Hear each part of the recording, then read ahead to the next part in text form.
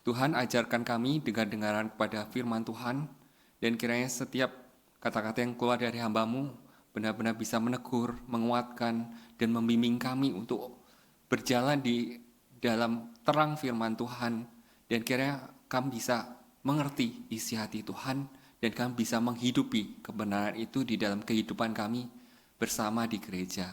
Ini yang menjadi doa kami serahkan segala renungan firman Tuhan hari ini hanya ke dalam tangan Tuhan. Yang menjadi doa kami dalam nama Tuhan Yesus kami berdoa. Amin. Selamat pagi. Ya, saya mengucap sukacita kepada Tuhan. Saya diberi kesempatan ya bisa bersama dengan jemaat di PRI Magelang. Dan hari ini saya akan menyampaikan satu topik ya. Dan ini sebenarnya satu seri gitu ya kalau Bapak Ibu mengikuti dari hari Jumat. Jadi dari hari Jumat itu saya menyampaikan tentang bagaimana sebelum kita melayani, kita memiliki hati seorang pelayan. Karena kalau kita tidak memiliki hati seorang pelayan, bukannya kita melayani menjadi berkat, justru bisa menghancurkan pekerjaan Tuhan dan nama Tuhan itu sendiri. Dan yang kedua, saya menyampaikan di persekutuan doa kuncinya, bagaimana kita bisa melayani adalah satu ketenangan jiwa. Ya, tentunya lewat saat teduh ya. Saat teduh hari demi hari, di mana kita tenang, kita minta kekuatan pada Tuhan sebelum memulai hari itu. Sehingga jangan kita diganggu, didistraksi oleh keinginan duniawi, oleh hal-hal yang tidak berkenan di hadapan Tuhan. Dan hari ini kita akan sama-sama mendengarkan ya satu cuplikan bagaimana sih melayani di gereja. Dan nanti saya akan mengambil satu contoh dari jemaat di Tesalonika. Dan bagaimana Paulus memberikan satu nasihat di dalam satu ayat saja gitu ya. Nah, tapi nanti kita akan kupas satu ayat itu bagaimana jemaat di Tesalonika itu saya mau ibaratkan dikategorikan menjadi empat kategori jemaat ya. Sebelum itu saya akan menceritakan dulu gitu ya. Kenapa hidup bersama di gereja itu penting? Karena orang Kristen tidak bisa bertumbuh kerohaniannya hanya dengan Tuhan. Dulu saya pernah punya teman yang mengatakan begini, saya nggak mau ke gereja. Orang di gereja itu munafik, orang di gereja ngomongnya baik gini, tapi kehidupannya nggak ada kayak begitu. Terus dia mengatakan saya mau online saja, gitu. Apalagi kemarin pandemi ya, Bapak Ibu kalau ketahui ya, dan memang sangat didukung gitu ya online. Ya udah, saya online, saya dengar firman, toh saya bisa bertumbuh. Dan saya katakan kepada dia, yakin kamu bisa bertumbuh? Karena nggak mungkin gitu ya, orang Kristen bisa bertumbuh, mengenal Tuhan tanpa beribadah dan bersekutu di dalam gereja Tuhan. Karena bukankah Tuhan sendiri mengarahkan fokus pelayanannya di dunia melalui 12 murid. Dia melayani di tengah-tengah orang banyak. Dan dengan demikian bahkan Tuhan pun mengatakan juga ketika Saulus waktu itu menganiaya gereja Tuhan, Tuhan Yesus sendiri pun menyatakan dirinya, mengidentikan gitu, dirinya dengan gereja Tuhan. Mengapa engkau menganiaya aku gitu ya. Jadi kita mengetahui ya dari hal-hal seperti ini bahwa Tuhan tuh sangat memfokuskan pelayanannya kepada gereja Tuhan. Kalau dulu kepada Tuhan mengutus para nabi di perjanjian lama, lalu kepada para rasul di perjanjian baru, dan kali ini Tuhan terus meneruskan ya pelayanannya melalui gereja Tuhan. Walaupun kita sangat senang ya dengan revivalist gitu ya. Ada satu masa revivalist itu luar biasa gitu ya. Setiap kali revivalist datang, wah satu kota itu seperti mengalami kebangunan. Tapi itu sesuatu yang hanya satu momen. Siapa yang nantinya meneruskan api di kota tersebut? Gereja Tuhan. Jadi gereja Tuhan memiliki arti yang sangat penting. Bahkan Paulus pun ya di dalam perjalanan misi itu selalu dari tempat ke tempat dia membangun gereja Tuhan. Jadi gereja Tuhan itu memiliki dampak yang penting. Kenapa? Karena kesaksian gereja yang buruk di satu kota itu akan membuat ya kekristenan di sana akhirnya dihina. Gitu. Tetapi kesaksian yang baik akan menjadi berkat, bahkan termasuk yang kita pelajari di Reform Theology namanya mandat budaya. Gitu. Bagaimana kita menerjemahkan kebenaran Kristen di dalam aspek yang sangat sederhana, di dalam pendidikan, di dalam hukum, di dalam kesehatan, dan di dalam segala hal. Sehingga melalui sesuatu yang sepertinya sekuler, nama Tuhan tetap bisa dipermuliakan. Dan sekarang saya ajak kita gitu ya, melihat bagaimana sih melayani di gereja. Seperti yang saya bilang, pelayanan tidak pernah mudah gitu ya. Tetapi sekali lagi yang saya mau katakan, pelayanan itu tidak boleh kita menjadikannya sama rata. Paham ya? Setiap orang di dalam gereja punya keunikan khusus dan punya state of kerohanian ya, level kerohanian itu yang berbeda-beda. Dan kalau kita menghantam rata semua, wah itu pelayanan akan menimbulkan terjadi kekacauan yang tidak diinginkan gitu ya. Karena itu kita sangat penting gitu ya. Kita tidak hanya ingin mengenal gitu ya satu sama lain, kita juga perlu melihat gitu ya seberapa level kerohanian. Kalau seseorang yang baru lahir baru, sekalipun kelihatannya dulu dia mungkin katakanlah di gereja lama adalah penatua, katakanlah majelis gitu ya. Ketika dia masuk di satu gereja yang baru, kita tetap perlu mengenal terlebih dahulu. Kita jangan terlalu cepat memberikan posisi pelayanan terlalu tinggi gitu ya. Kenapa? Karena kerohanian tidak pernah ditentukan oleh jabatan di dalam gereja. Ada orang yang sepertinya memiliki posisi jabatan yang tinggi misalkan di satu gereja, tetapi ternyata masih banyak aspek kekanak-kanakan. Ya kan? Kita nggak pernah tahu gitu ya. Kita perlu namanya hidup bersama, mengenal dan bertumbuh bersama-sama. Jadi saya mau mengatakan ya, pelayanan di dalam gereja, ketika kita memiliki hati ya kepada jemaat Tuhan, di situ kita harusnya punya effort atau usaha untuk mengenal setiap jemaat Tuhan secara personal. Ini tentunya masih bisa dilakukan ya di dalam skop gereja yang masih bertumbuh. Memang akan lebih sulit kalau gerejanya udah ribuan, puluhan ribu, wah itu memang akan sangat sulit. Nantinya akan perlu yang namanya KTB ya, seperti kelompok tumbuh bersama gitu ya. Tetapi kalau di dalam konteks gereja yang sedang bertumbuh ya, seperti di PRI Magelang, saya harap gitu ya, setiap kita itu ya begitu datang, wah bisa saling kenal satu sama lain, bisa tahu pergumulannya, bisa tahu kerohaniannya, dan bisa saling menguatkan, mendoakan, dan mungkin Bapak Ibu yang belum melayani, bisa mulai memikirkan nih, pelayanan apa yang saya bisa kerjakan untuk membangun gereja di tempat ini. Mari kita sama-sama ya membaca satu ayat saja, nanti kita akan melihat ya 4 kategori gitu ya, jemaat di dalam satu ayat ini. Ini tentu tidak bisa membahas keseluruhan ya, tapi akan dari satu ayat ini kita akan melihat ya keindahan dan bagaimana di dalam Paulus menegur, memberi nasihat kepada jemaat itu ada rahasia yang bisa kita pakai untuk saat pelayanan saat ini di dalam gereja. Kita akan baca 1 Tesalonika pasal 5,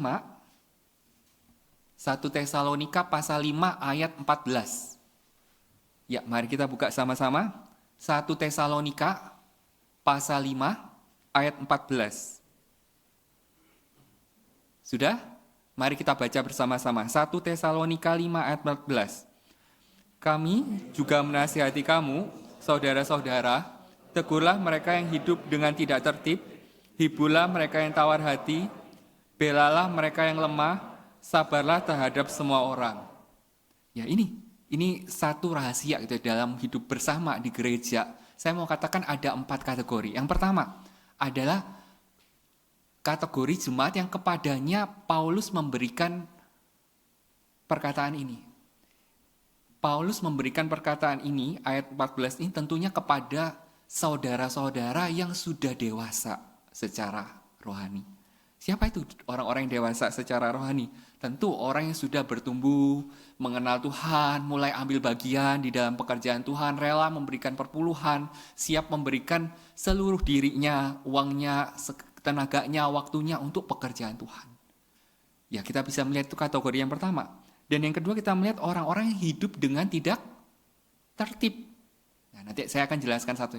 Mereka yang masih senang melakukan dosa, mereka yang malas gitu ya, mereka yang masih hitung-hitungan, kalau pelayanannya nggak oke ya, saya nggak mau gitu ya. Mereka yang hidup dengan tidak tertib. Kategori yang ketiga, ada juga mereka yang seperti ini, mereka yang tawar hati. Ini orang-orang yang mau dikatakan jiwanya kecil gitu ya. Wah, kok bisa gitu ya? Kenapa? Karena dia menghadapi kesulitan sedikit, mulai menggerutu, mulai dipenuhi kecemasan, mulai banyak kekhawatiran, seperti seolah-olah dia itu paling tersendiri itu ya di dalam gereja gitu ya. Kok enggak ada yang peduli aku gitu ya. Dia tuh kayak selalu minta gitu ya, kayak penerimaan. Dia selalu mudah putus asa dengan kesulitan yang dia hadapi dan dia bertanya, Tuhan di mana gitu ya. Ini kategori yang kedua, tawar hati. Dan kategori yang ketiga, ini yang paling sulit ya kalau menurut saya. Orang-orang yang lemah gitu ya, orang-orang yang disable, Mungkin orang-orang yang selalu bergumul dengan satu pemahaman doktrinan tertentu dan tidak pernah move on dari situ. Dan orang-orang yang selalu berkutat itu ya dengan hal-hal yang menggoncangkan imannya gitu, sehingga dia bahkan untuk berdoa aja mungkin kesulitan. Orang-orang yang bisa dikatakan lemah, bahkan saya bisa kategorikan orang-orang yang sudah mulai lanjut usia gitu ya, itu bisa dikategorikan orang-orang yang lemah gitu ya. Kenapa? Karena dia mulai menghadapi yang namanya ketakutan akan kematian. Bagaimana dia mulai ketakutan akan dia tidak bisa menjalankan kemampuan seperti dia muda lagi dulu. Bagaimana dia nanti teman-temannya perlahan-lahan satu demi satu mulai dipanggil Tuhan dan merasa tidak bisa nyambung gitu dengan generasi yang di bawah dia gitu ya. Ada satu kesulitan tersendiri gitu ya, melayani orang-orang yang sudah mulai lanjut usia, dan kita bisa kategorikan itu sebagai orang-orang yang lemah gitu ya. Dan yang terakhir tuh ya, dari ayat ini gitu ya, dikatakan kita mesti apa? Sabar terhadap semua orang. Sulit ya, sabar ya. Kalau kita biasanya memberikan kesempatan orang berapa paling banyak? 3 kali? Kalau sudah ganggu saya kali ketiga, nggak ada ampun buat kamu gitu ya. Sulit memang gitu ya. Gesekan tuh selalu pasti terjadi ya. Bahkan di tengah pengurus itu yang udah dewasa rohani sekalipun gitu ya, yang udah berjuang sama-sama. Kenapa? Karena kadang pressure tuh terlalu besar dan orang terbatas gitu ya. Sehingga saya mau katakan kategori ini tidak semulus yang kita bayangkan. Paham ya Bapak Ibu? Ada kalanya orang-orang yang dewasa rohani bisa menjadi orang yang dipenuhi kecemasan. Hatinya ciut, jiwanya kecil, gak mungkin. Ini impossible nih, pekerjaan yang dipercayakan ini mustahil untuk dikerjakan. Kita ciut. Kadang bisa menjadi orang yang hidup dengan tidak tertib, mulai malas pelayanan, capek pelayanan, kok lagi-lagi aku lagi ya yang pelayanan di sini. Paham ya? Ini gak sesmooth atau semulus yang kita bayangin. Orang yang dewasa rohani gak terus stabil gitu ya, di atas terus. Kita bisa kadang hidup tidak tertib, kita bisa menjadi orang yang dipenuhi kecemasan, bahkan kita menjadi orang-orang yang lemah gitu ya. Kita merasa apa? Kering. Kok kayaknya saya udah dengar firman Tuhan, firmannya oke sih, tapi kayaknya hati saya gak pernah berkobar-kobar, digerakkan. Ada kalanya begitu. Paham ya? Jadi ini dinamikanya pelayanan di gereja. Kita sering berpikir, wah orang-orang yang dewasa rohani itu selalu top, terus imannya selalu tinggi gitu ya. Enggak tentu. Bahkan hamba Tuhan, ya sekelas Pak Tong sekalipun pernah mengatakan saya berat hati, saya sulit gitu ya berkhotbah gitu ya. Karena saya ada sesuatu yang saya gumulkan terus. Seperti itu gitu ya Bapak Ibu. Jadi ini kunci gitu ya. Kita enggak boleh melabel orang seperti ini. Itu idealisme yang palsu kalau saya katakan. Loh ini kan pengurus, seharusnya pengurus begini, begini, begini. Tanpa kita memberikan punya pengertian gitu ya, bahwa pengurus pun bisa lemah nggak? Bisa. Pengurus pun bisa dipenuhi kecemasan nggak? Bisa. Jadi tuntutan kita gitu ya, itu terlalu idealistis menurut saya, tidak realistis gitu ya, melihat bagaimana fakta bahwa ini kabar baiknya, orang-orang yang hidup dengan tidak tertib bisa nggak nantinya menjadi orang yang dewasa rohani juga? Bisa. Berarti apa? Ada pengharapan juga loh. Kalau tadi kita pikir ya sebaliknya ya, orang yang dewasa bisa jatuh juga di dalam godaan-godaan itu. Tetapi nggak menutup kemungkinan kalau kita bertekun, bersehati, orang-orang yang hidup dengan tidak tertib nantinya bisa menjadi orang-orang yang dewasa rohani. Orang-orang yang cemas, ya nggak bisa ini, nggak bisa itu, jangan kasih saya pelayanan ini. Nanti jangan kaget kita kalau suatu hari dia bisa pimpin KKR regional. Berarti ada pengharapan loh, benar nggak? Tapi itu perlu usaha. Kita nggak bisa diam-diaman tuh ya jemaat satu sama lain. Kita mesti belajar mengenal. Kita perlu melihat dan berespon dengan tepat kepada orang itu di dalam kategori apa gitu ya, di dalam momen tersebut. Artinya apa? Kita mesti mengenal. Kita nggak bisa samaratakan dan kita langsung judge, kamu pengurus, kamu harusnya begini. Mengerti ya Bapak Ibu semua ya? Kita mesti belajar mengenal, kita lihat situasi yang dihadapi apa. Terus kenapa dia bisa merespon seperti itu. Dan dengan begitu kita bisa akhirnya memberikan respon yang tepat. Kepada orang yang hidup dengan tidak tertib, kita harus tegur.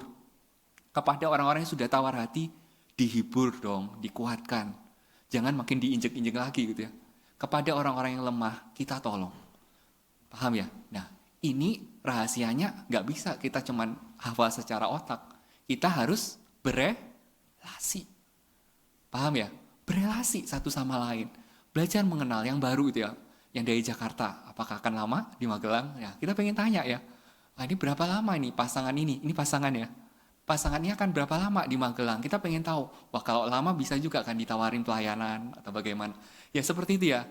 Sekarang saya akan masuk pelan-pelan ya, karena ini menarik ya, dinamika ini menarik kalau saya mau sampaikan. Dan ini seperti kita itu punya anak. Ya Bapak Ibu ya, di sini kan banyak pengurus yang muda-muda, anaknya juga banyak ya.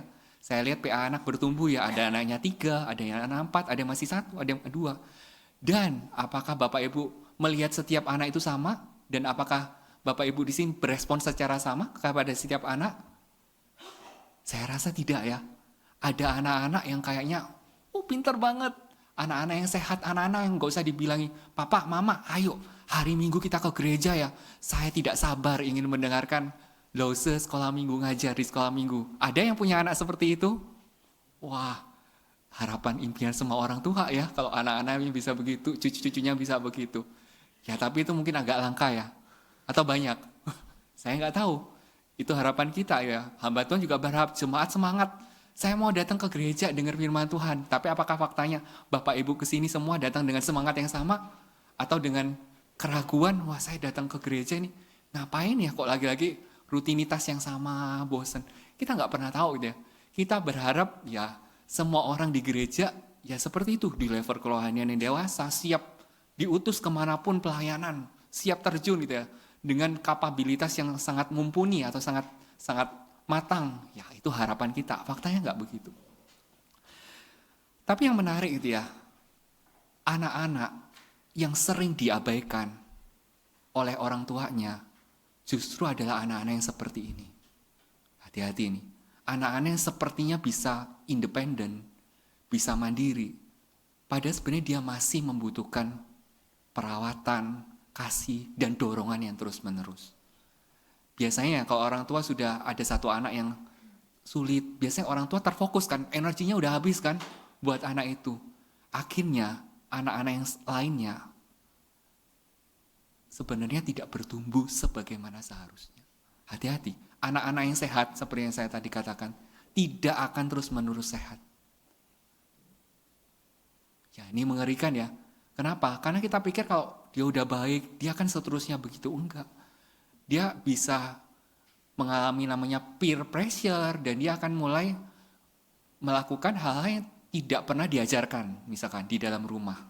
Wah, kok teman saya begini, saya mulai ikut. Tapi karena orang tua sudah terlalu fokus sama anak-anak yang sulit, katakanlah ya, sehingga akhirnya anak-anak yang sebenarnya sudah sehat ini mulai ada godaan yang akhirnya dia nggak bisa cerita.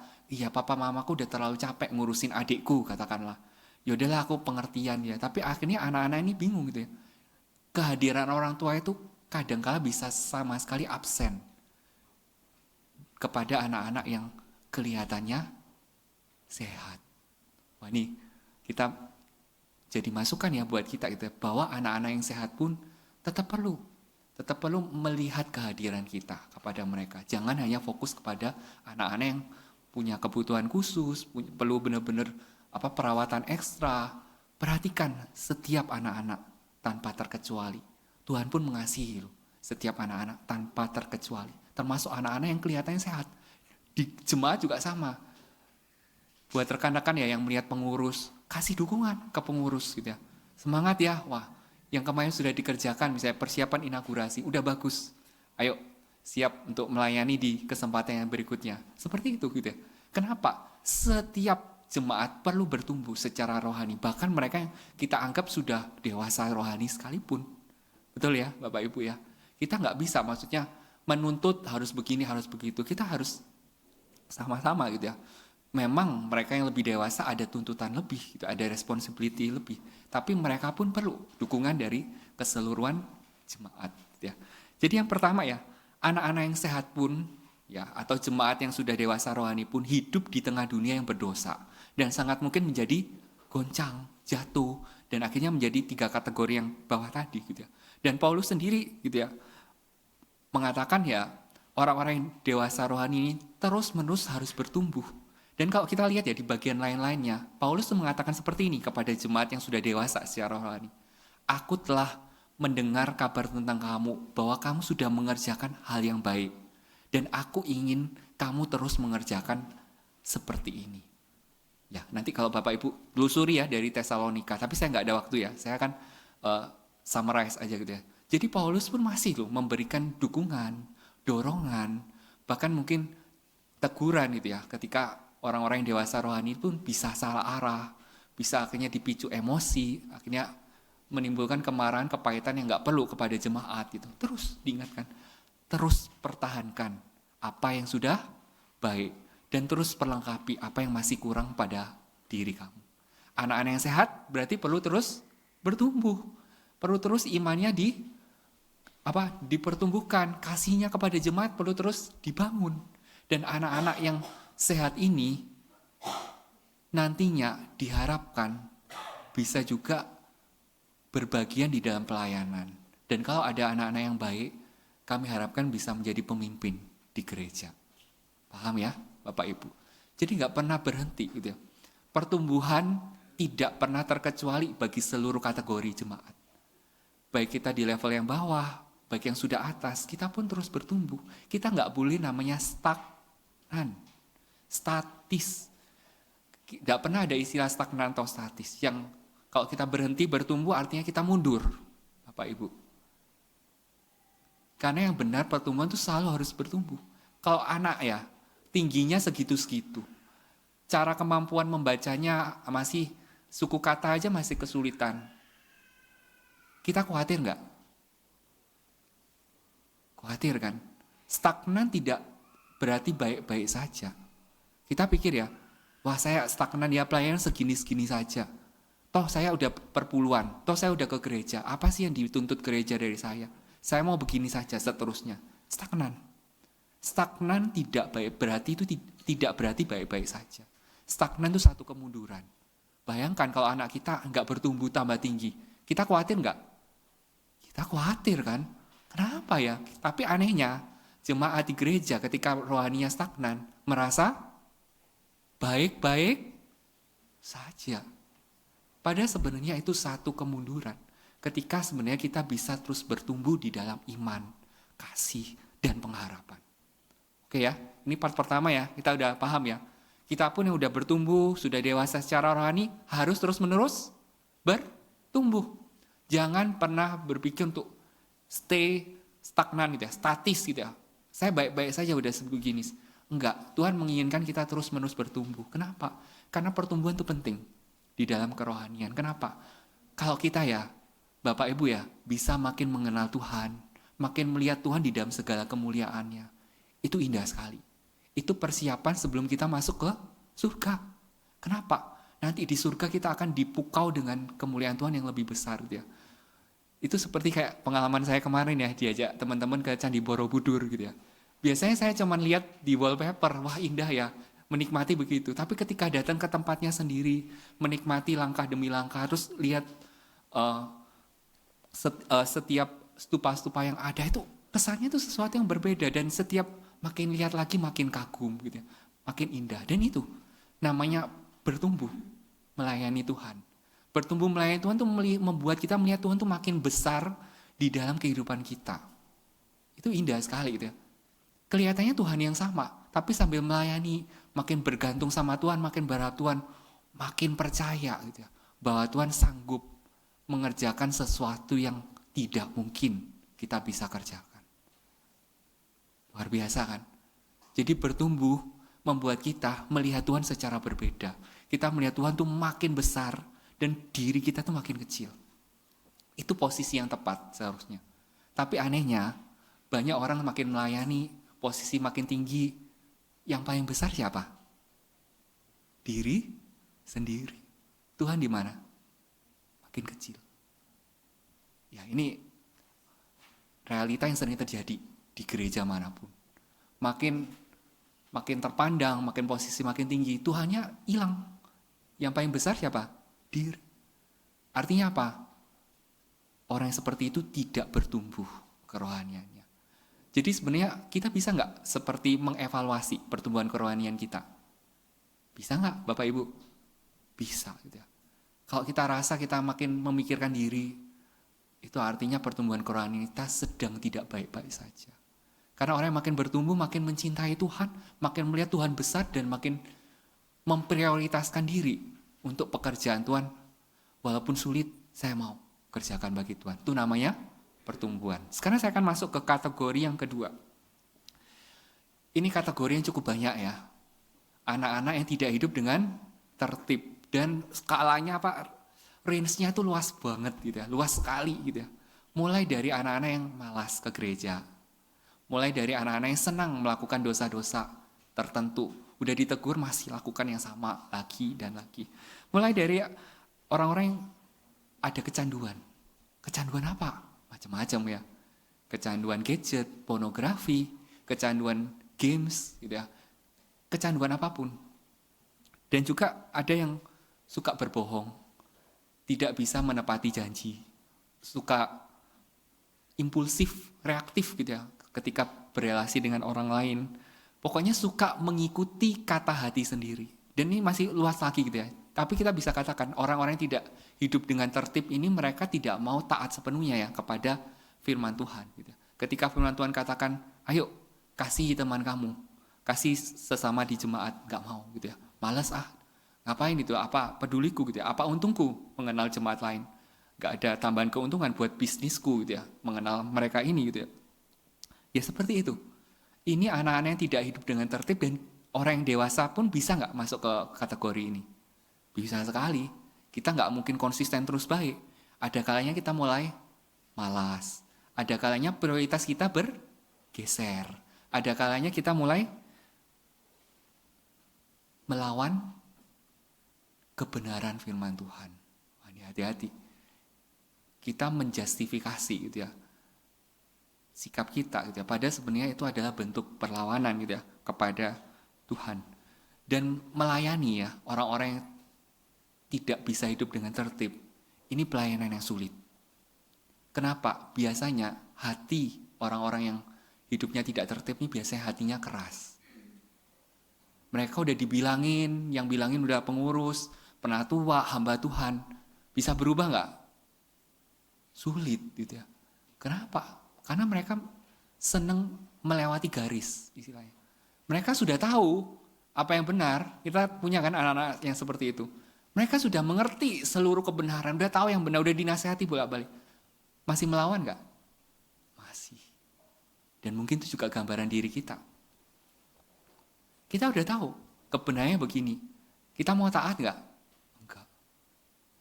Sulit sekali melayani orang-orang yang tidak bisa hidup dengan tertib. Kenapa? Karena mereka belum memiliki kerendahan hati untuk belajar mendengar masukan, mendengar teguran. Gitu. Artinya apa? Melayani orang seperti ini perlu doa dan puasa. Barangkali gitu ya. Doa sungguh-sungguh. Kenapa? Yang perlu diubah bukan sikap superficial di luar. Yang perlu diubah apanya? Hatinya. Hatinya perlu dilembutkan. Setelah hatinya lembut, baru teguran, masukan itu bisa bekerja. Anak-anak pun sama gitu ya. Jangan, kalau anak sudah susah ya dibilangin, jangan makin dikerasin. Gak ada hasilnya. Nanti kalau remaja, dia akan makin memberontak. Paham ya? Yang bisa dilakukan, menangislah gitu ya dengan air mata. Doakan terus dan kasihi dia. Anak-anak yang keras hati, kalau dia mendapat kasih ya yang luar biasa dari orang tuanya, hatinya bisa luluh. Ingat cerita Agustinus gak? Bapak gereja Agustinus. Mamanya namanya Monica. Agustinus itu walaupun dia sangat pintar secara teologi, hidup seksualitasnya itu kacau banget ya, tahu ya. Dia main-main sama wanita dan bahkan ada yang hamil gitu dari kehidupan itunya. Tapi mamanya menangis terus, Monica itu. Sampai akhirnya bertobat gak Bapak Agustinus ini? Bertobat dan Tuhan pakai menjadi seorang bapak gereja yang memberkati kita semua. Artinya apa? Doa seorang mama yang menangis, yang ingin dia anak yang bertobat. Itu penting. Banyak ya Pak Tong kalau cerita anak-anak penatua di GRI Pusat, yang mungkin gak banyak ya, ada 1-2 yang menjadi ateis. Kira-kira sedih gak? Sedih ya. Padahal dari kecil udah diajak ke GRII. Ikut sekolah minggu, ngerti seluruh cerita sekolah minggu. Ketika udah remaja, terpengaruh teman, mulai percaya hal-hal yang filsafat yang lain. Akhirnya meninggalkan Tuhan. Sedih nggak? Sedih. Pak Tong udah bicara kepada anaknya ini sendiri, anak ini tetap nggak mau berubah. Kenapa saya harus percaya kepada Tuhan? Doa, kuncinya doa. Jangan makin dikerasin gitu. Doa terus. Tapi bagaimana nih solusinya kalau begitu? Kan tidak cukup hanya doa. Kita perlu melakukan yang disebut perspektifnya ya, kalau anak-anak yang sulit hidup dengan tertib, kuncinya adalah melakukan yang namanya direct loving konfrontasional, bahasa Inggrisnya. Atau kita melakukan satu konfrontasi yang tepat sasaran, tapi dibalut oleh dasar kasih. Istilahnya begini, kalau kita belum menangis, kalau kita belum sungguh-sungguh mengasihi dari dalam hati kita, jangan cepat-cepat menegur. Karena nanti teguran itu bisa berubah justru dimengerti sebagai kata-kata kasar yang menghakimi. Paham ya? Tapi kalau kita udah yakin, kita udah mengasihi dia, hati kita bersih dari motivasi yang gak benar gitu ya. Hanya demi kenyamanan diri, kita marah, katakanlah. Kalau kita udah menguji motivasi diri kita bersih di hadapan Tuhan, kita berhak menegur orang tersebut dengan kasih. Caranya bagaimana menegur dengan kasih? Jangan menyerang pribadinya.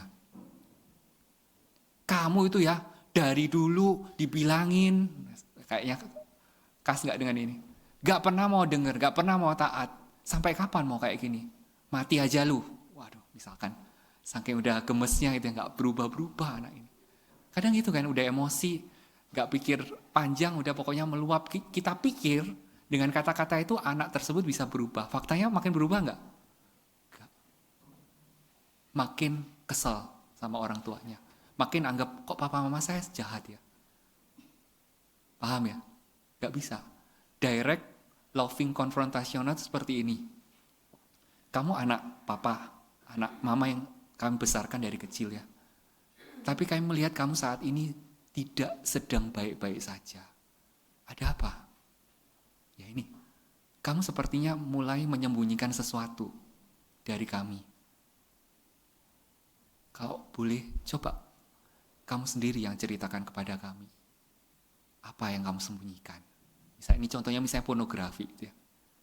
Mungkin kita tahu tanpa sengaja, tapi jangan cepet-cepet dikonfrontasi, Bapak Ibu. Biar anaknya sendiri yang mengakui dosanya. Kalau dia menutupi, kalau kita langsung tahu ya langsung aja gitu ya. Tapi kalau dia menutupi, jangan cepet-cepet kita langsung judge, langsung kasih pengakuan.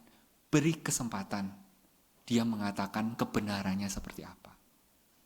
Kita kadang terlalu cepet ya. Kita pokoknya pengen cepet, anak pornografi cepet stop, terus cepet belajar buku-buku firman Tuhan. Wah, itu stepnya terlalu sulit gitu ya, untuk bisa itu kayak kita mau instan lah katakanlah. Gak pernah ada makanan instan yang enak ya, benar gak? Selalu yang dimasak dengan kasih, di boil begitu lama, dikasih rempah-rempahnya sampai meresap, itu baru enak. Sama, mendidik anak, termasuk mendidik kategori jemaat yang seperti ini, itu lama gitu ya. Tapi kalau sudah berubah, wah itu senangnya luar biasa. Benar nggak? Tapi penantiannya panjang, betul ya? Panjang sekali. Tapi kita nggak boleh diam saja ya. Jangan diam saja dengan alasan kita nggak maulah relasi kita buruk. Kita tetap harus mengatakan penghakiman kita kepada keberdosaan dia. Tapi jangan terburu-buru. Kalau dia menyembunyikan itu, kasih kesempatan dia jujur. Karena kejujuran itu sebenarnya tanda bahwa dia mulai terbuka kepada teguran. Kok dia masih belum mau ya jujur, artinya dia masih keras. Kasih kesempatan dia jujur. Dan terkadang ya, kalau mereka udah lihat mama papanya sangat mengasihi dia, dia mau jujur, bahkan menangis. Dan akhirnya yang muncul adalah pertobatan yang sejati. Kita jangan mau ya dengan pertobatan, nanti saya sembunyi-sembunyi, asal saya tidak ketahuan. Papa mama saya sering, itu pertobatan semu, saya mau katakan. Karena saya udah ditekan, dikurangi screen time-nya, atau dihilangkan dari uang jajan atau apa-apa, akhirnya saya nggak lakukan itu. Tapi itu sesuatu yang, itu nanti akan kembali lagi. Betul ya? Nanti ketika papa mamanya mulai longgar dan mulai lebih ngurusin anak lain yang lebih membutuhkan, dia mulai mencoba lagi. Dan siklusnya akan terus sama. Kenapa? Itu nggak pernah menimbulkan pertobatan sejati. Pertobatan sejati itu harus dari kesadaran anak itu sendiri. Memiliki hati yang sadar, aku berdosa di hadapan Tuhan. Dan aku melihat orang tuaku yang menangis, yang ingin aku berubah, baru aku berubah. Itu namanya pertobatan sejati. Itu nggak bisa dipalsukan.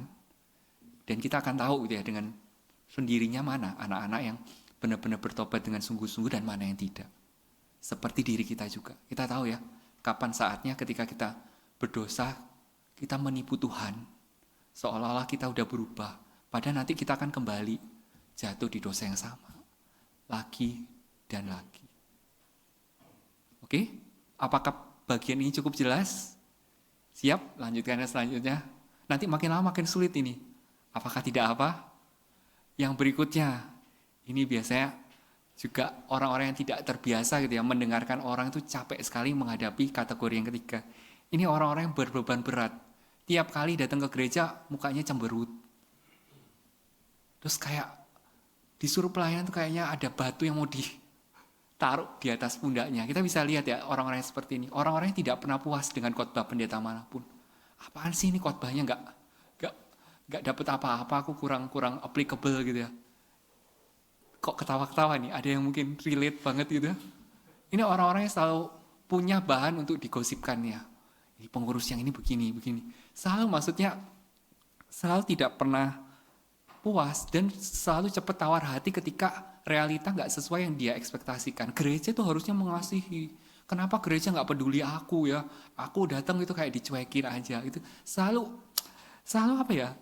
Dia tuh minta diterima. Dia selalu ketika dapat kesulitan sedikit mudah jatuh, dia berharap orang itu selalu ada di sekitar dia untuk ngomong dia. Aduh, capek sekali ya. Bisa kebayang ya. Dia itu orang yang dari waktu ke waktu akan berkeluh kesah, bahkan dia nggak peduli waktu yang kamu miliki itu banyak atau tidak. Artinya apa? Dia bisa akan cerita ke kamu berjam-jam lamanya. Dan saya pernah gitu ya, saya pelayanin di kampus, ada mahasiswa yang dari waktu ke waktu datang untuk konseling pada saya. Awalnya saya masih oke, tapi ternyata setelah hari keempat, hari kelima, bagaimana kira-kira? Ternyata melelahkan sekali. Ternyata mendengarkan orang tidak semudah yang kita pikirkan. Apalagi kalau yang diceritakan, lagi-lagi, dan seperti tidak ada hasilnya.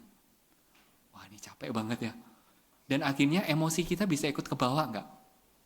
Sama orang-orang yang begitu berbeban berat itu. Bisa gitu. Mood kita bisa ikut terpengaruh. Jadi orang yang kedua, orang-orang yang jiwanya kecil. Orang-orang yang mudah tawar hati hanya oleh kesulitan yang sedikit saja gitu. Kenapa? Karena memang jiwanya kecil gitu ya. Kalau kita bertanya kenapa sih? Kayaknya hal ini mudah pelayanan begini. Tapi dia itu punya 1001 ketakutan yang orang lain nggak bisa mengerti tentunya. Wah, nanti bagaimana kalau nanti saya nggak disambut dengan baik? Bagaimana kalau nanti saya gagal begini begitu? Paranoid, paham ya? Takut ini, takut itu. Apakah ketakutan itu pasti terjadi? Gak tentu, tapi karena jiwanya kecil dia dipenuhi gitu ya, berbagai kecemasan akan sesuatu yang sebenarnya gak tentu terjadi. Dan kecemasan ini munculnya dari mana? Munculnya dari keinginan untuk mengkontrol segala sesuatu itu harus exactly seperti yang dia inginkan. Orang-orang harusnya berreaksi pada saya seperti ini, kejadian-kejadian situasi harusnya seperti ini. Ketika dia out of control, dia mulai panik. Dia mulai cemas. Dan dia pengen cari pegangan, tapi gak ada gitu ya. Dan orang-orang ini biasanya pengen suka didengarkan dari waktu ke waktu, tapi tidak mau berubah. Jadi dia pengen, istilahnya apa ya, ada aspek dia menceritakan kesulitannya, udah dikuatkan, ayo berubah sekarang ini. Tapi lagi-lagi nanti kembali ke pola yang sama. Capek sekali ya, menghadapi kalau jadi bos nih, punya karyawan kayak gitu. Kalau sekali, 2 kali dibilangin kayaknya masih oke. Kalau enggak, kali ketiga dipecat aja kali ya. Tapi di gereja kan nggak boleh pemecatan kepada pelayan Tuhan. Wah, bisa langsung dipanggil sama sinode gitu. Ya itu susahnya. Orang-orang yang lemah itu, walaupun kita capek menghadapinya, masih akan terus ada di dalam gereja dan bikin kita capek. Dan itu bisa membuat kita akhirnya nggak fokus kepada Tuhan. Kita akhirnya setiap kali ke gereja yang dilihat adalah mukanya dia. Paham ya? Ini. Tapi selalu akan ada ya orang-orang yang seperti ini. Orang-orang yang nggak pernah puas akan semua yang diberikan oleh gereja kepada dia. Dia selalu menuntut lebih gitu. Orang-orang yang selalu tawar hati melihat kok pengurus begini ya, kok gereja begini, musiknya begini, pengajaran firman Tuhannya begini. Selalu akhirnya menjadi tawar hati. Dan orang tawar hati mudah menular nggak? Mudah, dia cerita gitu ya. Dia kumpulin orang-orang pasukan sakit hati katakanlah. Kenapa ya gereja begini? Nah itu. Bagaimana mendekati orang yang tawar hati ini? Menarik ya. Paulus mengatakan di sini, hiburlah mereka yang tawar hati. Bukan justru makin dia apa? Ditindas gitu ya. Hibur. Orang yang tawar hati ini butuh penghiburan yang sejati. Kasih tepukan kecil misalkan. Ajak dia ngomong. Beri kekuatan gitu ya. Jangan makin dihancurkan. Kenapa? Orang yang tawar hati ini mengharapkan penghiburan. Tapi dia mengejar penghiburan itu di tempat-tempat yang salah. Harap komunitas gereja itu memberi kekuatan. Kenapa sih kamu kok cemas-cemas sekali? Coba pikir, apakah semua kecemasan kamu selalu pasti terjadi? Faktanya tidak kan? Ayo, belajar beriman. Itu, ulangi terus. Nanti jatuh lagi. Misalkan ini mau regenerasi atau menciptakan guru-guru sekolah minggu yang baru katakanlah. Udah dikuatkan, ayo. Kamu memang masih ada kurangnya yang ngajar anak kelas kecil tuh seharusnya nggak boleh bahasanya terlalu sulit. Begini-begini. Terus setelah dibegitukan langsung down gitu. Udah aku nggak mau ngajar lagi. Dikuatkan lagi. Capek kan memang seperti itu. Gak apa-apa, ayo belajar lagi. Nanti saya bantu. Coba bikin dulu verbatimnya kayak begini gitu. Tapi capek kadang. Nanti setelah lumayan bagus terus masih ada kurangnya. Down lagi-lagi. Dan bukankah Bapak Ibu tahu ya, generasi yang makin ke bawah ini, atau disebut Gen Z, ada generasi-generasi yang mentalnya dikatakan mental lemah gitu ya. Tapi kita nggak boleh ya memberi cap seperti itu sebenarnya. Walaupun pada faktanya banyak yang seperti itu, saya lihat ya. Banyak perusahaan-perusahaan yang menerima ya karyawan-karyawan dari generasi C ya, dimarahin sedikit langsung mundur. Capek ya, susah melihat loyaltinya. Dan udah bekerja baik-baik 1 tahun, ternyata ada gesekan, langsung pindah. Gak mudah gitu ya. Nah ini tantangan baru ya. Firman Tuhannya sama, tantangannya berbeda. Kita di tengah generasi yang sekarang mentalnya itu mudah down. Kebayang ya, kalau zaman dulu seingat saya, kalau anak-anak yang kayak begitu langsung didisiplin, pakai cara militer, beres. Kalau sekarang dipakai cara begitu bagaimana? Makin down, makin hilang gitu ya. Ya ini. Tapi Paulus di sini jelas mengatakan apa? Hiburlah mereka. Hibur benar-benar gitu ya. Kasih kekuatan. Tapi ketika terus-menerus ya dihibur, gak bisa, bahkan masih self-pity. Self-pity itu dosa ya. Kalau dia sampai kepada mengasihi diri, itu berarti masuk kategorinya pindah ke yang atasnya. Yang hidup dengan tidak tertib. Itu perlu ditegur. Seperti itu. Tapi perhatikan, respon kita itu menentukan. Apakah orang itu akhirnya bisa berubah? Apakah dia bisa melihat Tuhan di dalam diri kita? Respon kita itu menentukan gitu ya. Bagaimana akhirnya orang itu belajar melihat pekerjaan Tuhan di dalam diri kita. Walaupun mungkin hasilnya lama. Terutama untuk orang-orang yang kedua ini, dia itu sering butuh dikuatkan dari waktu ke waktu. Padahal kadang kita pun juga pengen ya yang dikuatkan ya. Biasanya kalau udah pengurus lama, yang biasanya paling mengemong yang di bawah-bawah. Kadang juga pengen, aku juga mau sih dibimbing lagi. Kadang saya pernah dengar ya pengurus yang bilang, saya juga mau loh dibimbing lagi. Kok saya di sini sepertinya saya harus membimbing terus gitu ya. Padahal saya pun merasa saya masih jauh gitu ya dari sempurna. Ya carilah pembimbing spiritual gitu ya. Menurut saya perlu ya pengurus minta bimbingan kepada yang lebih senior. Yang senior minta bimbingan. Itu sesuatu yang sehat. Bahkan pendeta junior pun, yang misalnya seperti saya belajar juga dari hamba Tuhan yang senior. Tidak ada istilahnya terlalu tua atau kita terlalu nggak butuh lah dibimbing. Terus minta bimbingan Tuhan. Kalau kita sulit mendapatkan minta bimbingan dari Tuhan sendiri. Oke ya, kategori yang ketiga ini itu dari waktu ke waktu, tawar hati, capek. Berarti ini artinya apa? Kita nggak boleh melayani orang-orang yang tawar hati, itu seorang diri. Pelayanan itu harus dilakukan di dalam bentuk komunitas. Artinya apa? Kalau yang udah menguatkan ini juga ikut mulai goyah, yang lain harus siap backup nih. Ya kalau ini juga ini siap backup lagi. Nah itu, makanya perlu ya solid ya, misalnya pengurus, pelayan Tuhan itu perlu solid. Karena nggak selalu kan kita ada di level yang terus-menerus konsisten tinggi. Kita kadang ada kalanya ya tersandung, jatuh. Kita pun butuh dikuatkan. Oke? Hal yang kedua ya, hibur. Beri janji-janji Tuhan yang pasti terjadi di dalam kehidupan mereka. Dan ajak mereka melihat keluar dari itu. Kesedihan, ketakutan, mereka yang kecemasan, mereka yang membuat mereka tuh matanya seperti mata kuda, mata sempit, tidak bisa melihat kebesaran, kebaikan anugerah Tuhan di dalam kesulitan yang mereka hadapi. Ajak mereka memiliki hati yang meluas. Yang selanjutnya, kita melihat yang keempat. Ini adalah kategori anak-anak yang lemah. Anak-anak yang lemah ini, kalau di dunia fisik bisa kita katakan anak-anak yang seperti anak-anak autis. Bapak Ibu tahu anak-anak autis? Ada yang pernah melayani anak-anak autis? Ya, gak mudah. Anak autis itu punya dunianya sendiri.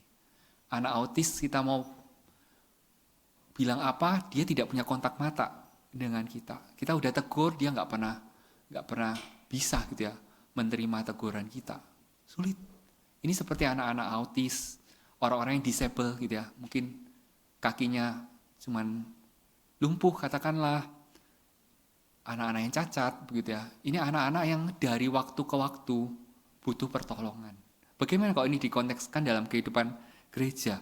Ini mereka yang jemaat yang dari waktu ke waktu selalu bergumul tentang keselamatan dirinya sendiri. Aku kok nggak yakin ya dengan keselamatanku. Kok aku masih berdosa? Apakah Tuhan menerima aku? Apakah aku mungkin jangan-jangan nanti sebelum aku meninggal aku berbuat dosa dan aku tidak diselamatkan? Ketakutan. Tapi ketakutannya nggak realistis gitu ya. Selalu terjadi dari waktu ke waktu. Ketika melayani juga sama gitu ya. Selalu rasa nggak pernah puas. Selalu rasa pelayanan jadi tekanan besar yang akhirnya membuat nggak usah pelayanan saja gitu ya.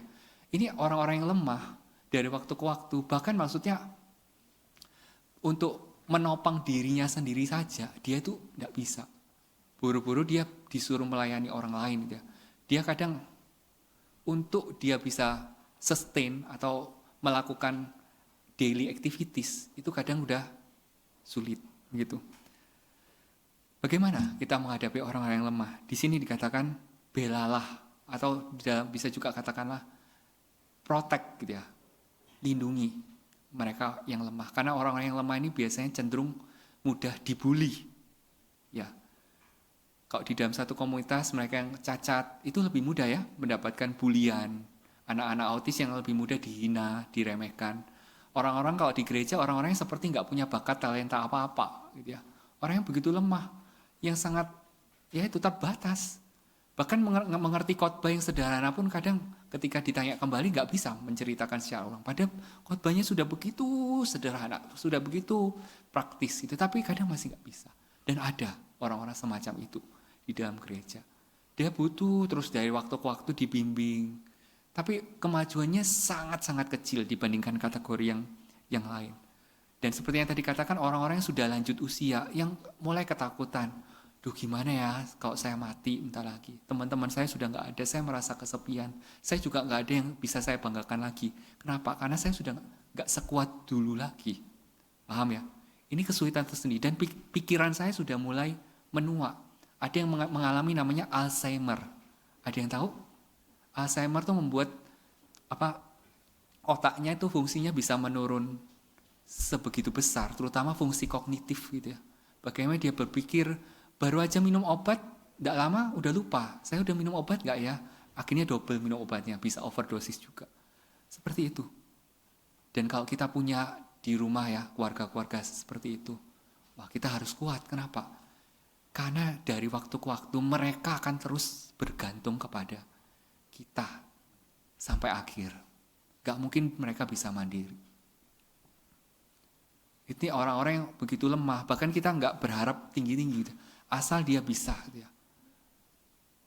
Rajin ke gereja, bisa imannya terus dijaga, kita udah bersyukur. Paham ya? Jangan mengharapkan yang seperti ini langsung wah jadi pemimpin. Itu mimpi terlalu besar gitu ya. Jadi dengan kita lihat ya kategori gini, kita bisa berespon dengan tepat dan kita tahu ekspektasinya lebih sesuai sasaran kayak begitu. Orang-orang yang lemah ini ya dampingi, temani side by side ya, satu demi satu. Kalau capek minta teman yang lain gantikan. Ini orang yang dari waktu ke waktu udah dikuatkan, kadang udah ditegur, masih sulit gitu ya untuk menerima semua itu. Kenapa? Karena mereka memang terbatas. Mereka mudah sekali maksudnya jatuh. Gitu. Mereka sulit mendengar firman yang sederhana. Mereka sulit sekali bertumbuh. Tapi apakah mereka masih bisa bertumbuh? Masih bisa. Tapi waktu yang diperlukan jauh lebih lama. Kita pun juga punya ya, kalau anak-anak kita akan tahu, wah anak ini yang cepat sekali pertumbuhannya. Anak yang ini kadang butuh waktu, tapi didorong sedikit bisa. Tapi anak yang ini, yaudah kita harus jangka panjang aja. Dia masih bisa baca tulis aja kita udah bersyukur. Jangan harap dia bisa presentasi dengan bahasa Inggris di depan sekelas. Nah, itu terlalu tinggi, katakanlah. Ya seperti itu. Orang-orang yang lemah dari waktu ke waktu kita tolong, kita lindungi mereka. Tapi kita tidak pernah berharap yang setinggi apa. Tapi kita tetap peduli, paham ya? Kita tetap pedulikan mereka. Kenapa? Mereka ini orang-orang yang bahkan gak bisa minta tolong. Mereka tuh orang-orang yang bahkan mau minta tolong aja mereka kesulitan. Artinya apa? Untuk membela hak-hak orang yang lemah, itu perlu namanya inisiatif. Dan biasanya kalau di gereja ada tim diakonia, bisa mungkin menolong. Mereka yang benar-benar sangat berkekurangan dan mereka gak bisa ngomong. Kayak begitu. Tentu dukungan yang diberikan harus sesuai sasaran gitu ya. Tidak berlebihan, juga tidak menghalangi hak juang seseorang tersebut. Tetapi kalau memang diperlukan, berikan itu dengan sukacita. Oke ya, ini part yang keempat gitu ya. Tapi yang menarik ya, dari keseluruhan ini ada kata yang terakhir gitu ya. Yang tadi saya katakan, sabarlah terhadap semua orang. Dan ini kayaknya menurut saya yang paling sulit gitu ya. Kalau cuman ketemu dia sekali, 2 kali, oke lah ya. Tapi kalau hari ke hari, minggu demi minggu, kesabaran kita ada batasnya nggak?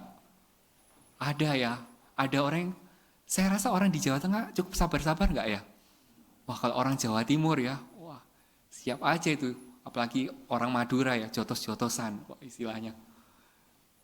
Kesabaran orang itu selalu akan ada batasnya. Jangan main-main gitu ya. Kalau kesabaran saya sudah habis, siap-siap gitu ya. Emosi saya udah siap meledak gitu ya. Ada orang yang sangat mudah sabar. Ada orang yang kesabarannya setipis tisu gitu ya katakanlah. Dan di sini Paulus mengatakan sabarlah terhadap siapa? Semua orang. Waduh, sulit banget ya saya bayangkan. Ini kita ngomong aja udah kebayang sulitnya. Kalau menghadapi orangnya langsung kira-kira lebih sulit nggak? Lebih sulit lagi. Tapi kita disuruh apa? Sabar terhadap semua orang. Kenapa? Karena Tuhan juga sabar terhadap kita. Kurang sabar apa ya? Saudara-saudara, Tuhan terhadap kita. Kita itu loh, orang yang dari waktu ke waktu selalu jatuh di dosa yang sama. Kita penuh beban berat dan kita tidak datang kepada Tuhan, tapi beralih kepada pemuasan hiburan yang kita nikmati dari dunia ini.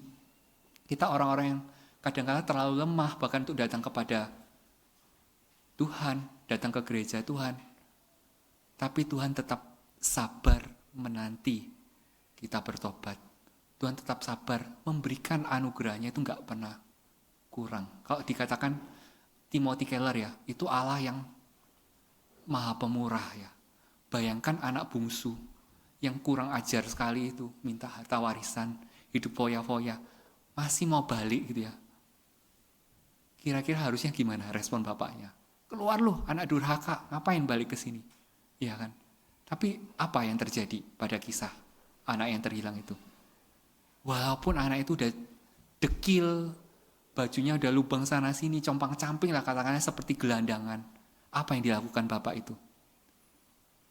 Dia lari, dia menjemput anak ini, dia peluk, bahkan diberikan satu pesta untuk dia. Ini Allah kita, Allah yang begitu murah hati, Allah yang memberikan begitu banyak cinta kasihnya kepada kita. Dan yang kita bisa lakukan adalah menangis. Kenapa ya Tuhan bisa begitu baik kepada saya yang seringkali melukai hati Tuhan? Ini gambaran Allah, sabar, murah hati. Dia menanti kita semua ini bertobat. Bukan karena dia tidak menegakkan keadilannya, tapi dia memberi waktu. Dia gak cepat-cepat menjalankan penghakiman akhir, dia beri waktu. Supaya orang-orang yang harus bertobat, bisa bertobat dan mencintai Tuhan dengan segenap hatinya. Kita sabar gitu. Kenapa? Orang-orang yang jatuh ya dalam dosa terus-menerus, itu biasanya sulit gitu ya, bisa berubah. Hati mereka keras gitu ya. Dan kalau hati mereka keras, gak ada cara lain kecuali dia diberikan hati yang baru dari Tuhan. Doa terus ya. Kalau Bapak Ibu memiliki kesulitan terhadap anggota keluarga, kok anggota keluarga saya udah diinjili, tapi masih Buddhis, masih kepercayaan yang lain, doa. Dan terus-menerus beritakan firman Tuhan. Ayah saya udah berkali-kali, 3-4 kali ya, datang saya dari Jember ya, tapi waktu itu saya kuliah di Surabaya dan saya belajar satu metode penginjilan, namanya Evangelism Explosion, dan setelah itu saya lebih confident gitu ya untuk menginjili. Tapi setiap kali Papa pulang gitu ya, saya beritakan firman, responnya so-so gitu ya, gak terlalu berminat, juga melihat saya ini anak kecil gitu ya, biasanya begitu ya, ini anak tahu apa tentang dunia ini, belum makan asam garam kehidupan lah istilahnya. Jadi sepertinya pengajarannya baik, tapi tidak ada perubahan. Tapi saya doa, sampai suatu ketika mama saya cerita, ini divisitasi ya, makanya kalau ada kesempatan visitasi jemaat-jemaat yang udah lama gak datang, ternyata ada baiknya juga. Ayah saya divisitasi, dan menariknya di dalam visitasi itu ayah saya akhirnya terima Tuhan. Saya kaget sekali. Padahal saya udah menginjili papa saya berulang kali, seperti tidak ada hasil. Tapi melalui kunjungan singkat yang gak diduga-duga, akhirnya hati papa saya berubah saat itu. Mungkin kita seperti orang yang diberi kesempatan menabur, tapi gak menuai. Tapi gak apa-apa, toh kita sudah berbagian di dalam pekerjaan Tuhan. Dan menurut saya itu indah. Paham ya Bapak Ibu? Jangan menyerah gitu ya, pada orang-orang yang sepertinya keras hati.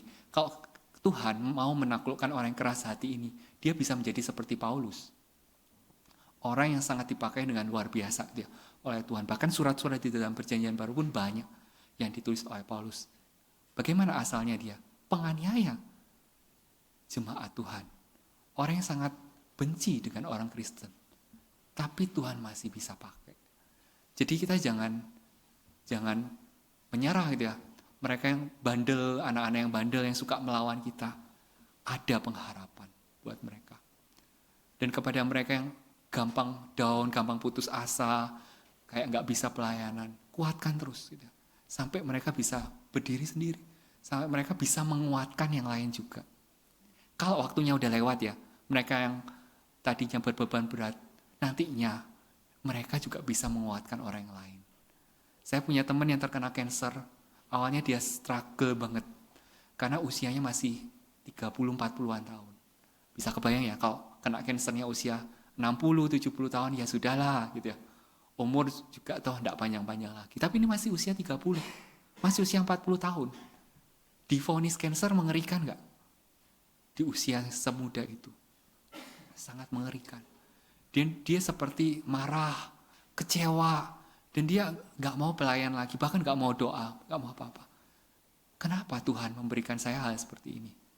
Tapi sampai waktunya tiba, akhirnya dia bisa menerima keberadaan dia.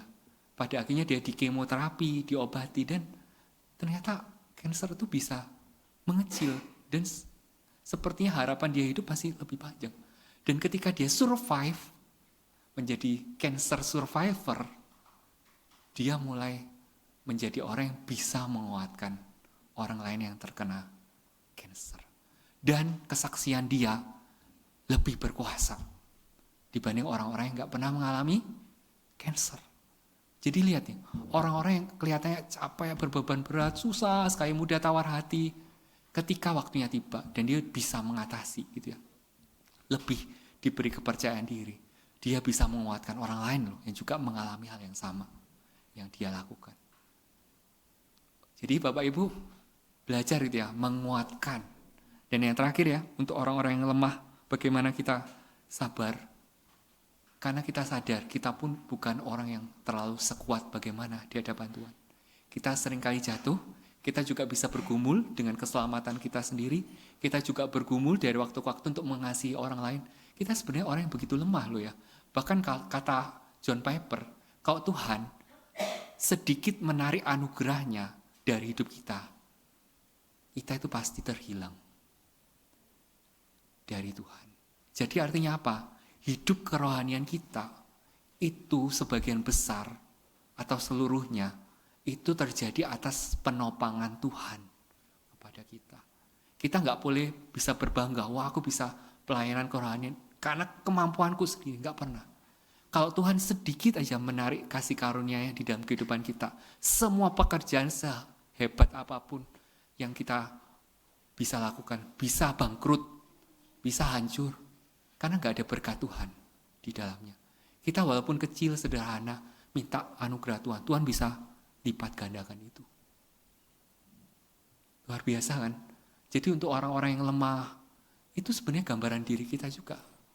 Dari waktu ke waktu yang terus-menerus bergumul, kok saya nggak yakin ya dengan keselamatan saya sendiri, saya nggak mungkin bisa melayani. Saya selalu kesulitan mendengarkan firman Tuhan, nggak ngerti-ngerti. Gitu. Orang yang lemah dari waktu ke waktu bisa berharap kepada Tuhan. Dan tugas komunitas, tugas gereja, ayo sekarang mulai belajar mengenal satu sama lain. Mulai memberi respon yang tepat. Orang-orang yang terus-menerus hidup dengan tidak tertib, berani menegur dengan kasih. Straight itu, langsung, direct, jangan menyerang pribadinya, serang hal yang salah apa, dosanya apa.